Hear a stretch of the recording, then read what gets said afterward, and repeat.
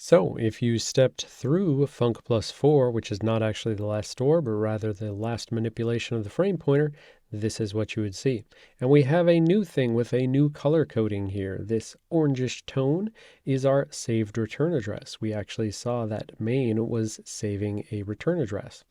Then we have saved frame pointer pointing up to 910 and another saved frame pointer pointing up to A98, where the frame pointer was first pointing when we got into this code. Now, one of the takeaways from this is that it looks like if a function is calling a subroutine, that is the time when the return address must be saved. And that makes sense. So we started out, we get into main. Main has a RA, a return address of how to get back out of main. But if main is going to call into func, then the RA needs to change to get back from func into main. So it needs to save off the previous return address so it can still know how to get back out of main after it gets back out of func. On the other hand, func doesn't need to do this. Func doesn't need to save the return address. It can just leave that in the return address register, and that is why it's not on the stack. So here was from main. We can see this was the store of RA to stack pointer plus 8, and also at the very end, after it is called func, it returns that, loads it back out from memory into RA. We don't see the equivalent thing inside of func because it can just use the RA value as is, and implicitly it will be used by that pseudo instruction ret. Ret is going to just jump back to wherever the RA is set. And we can see that the RA was set as a consequence of the jal instruction. The jal is like call, and it called into func, and it set the destination register for the address after jal, this main plus 12, set that to RA, so later on when this ret fires off, it is going to go back to this main plus 12 Louis assembly instruction.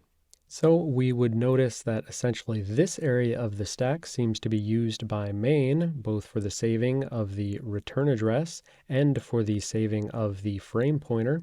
And this area seems to be used by func. It has that uninitialized alignment that we've seen before. Another takeaway is that it seems like for leaf functions, the saved frame pointer is at frame pointer minus 8.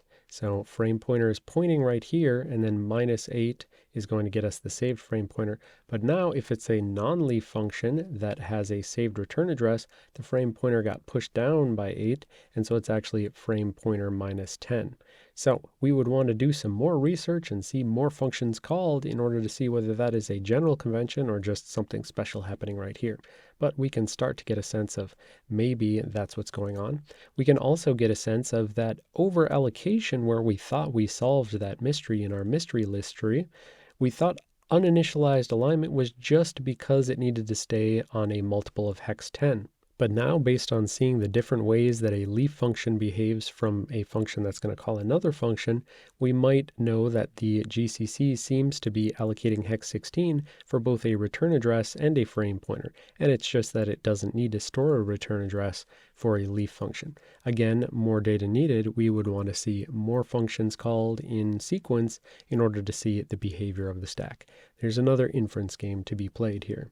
Then we have the fearful symmetry observed in main, the allocation of space for the frame by subtracting 16, and the subsequent deallocation by adding 16, the storage of the return address and the frame pointer, followed by the loading the stored return address and frame pointer. But there's something that bugs me about this, and if it bugs me, it's definitely going to bug Thanos, and that's the fact that while it is logically balanced, it is not perfectly reverse order symmetrical. I expect symmetry across the horizontal axis. And so although we have add I negative 16, add I plus 16, we have store return address, store frame pointer, and I would want to see load frame pointer, load return address. So unfortunately, this is just the kind of thing that bothers those of us who care about perfect symmetry. Anyways, let's throw some chaos magic at this code. Oh, and we landed in a completely different reality where mutants rule the world.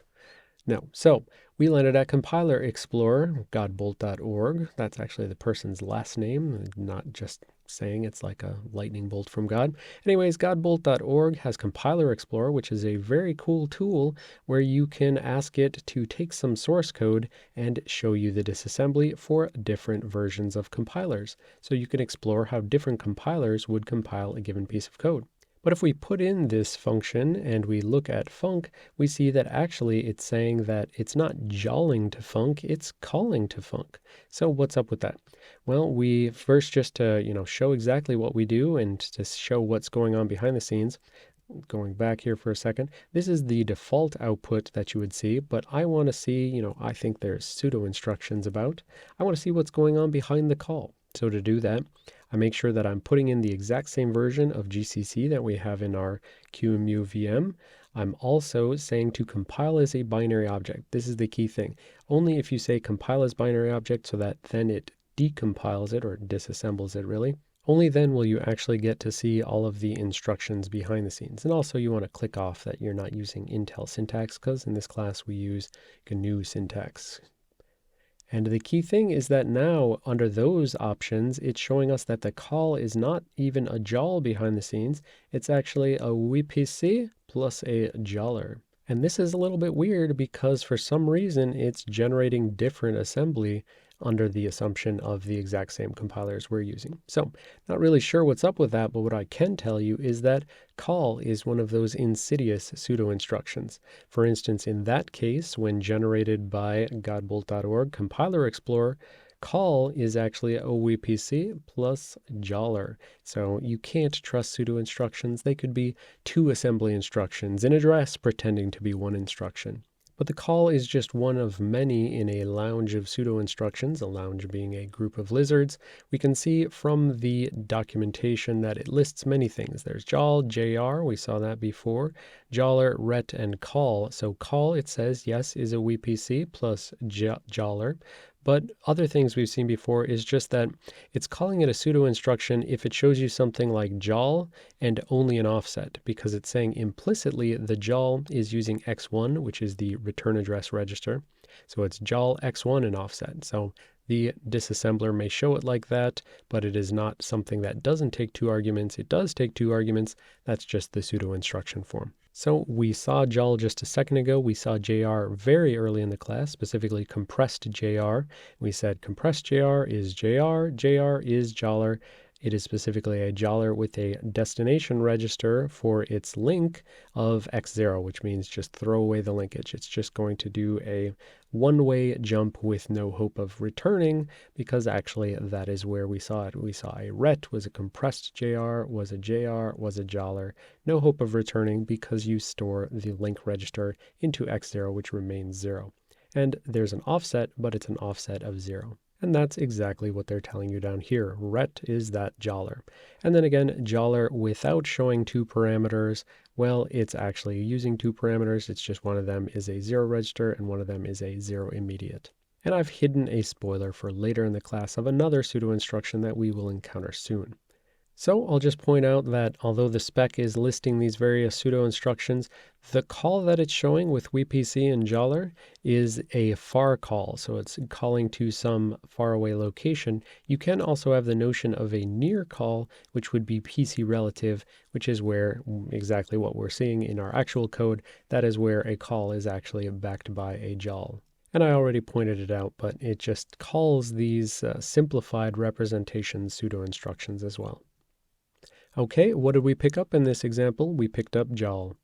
And looking at this, we've got jol sitting here side by side with joller, but then we have call, which was a WPC and a joller.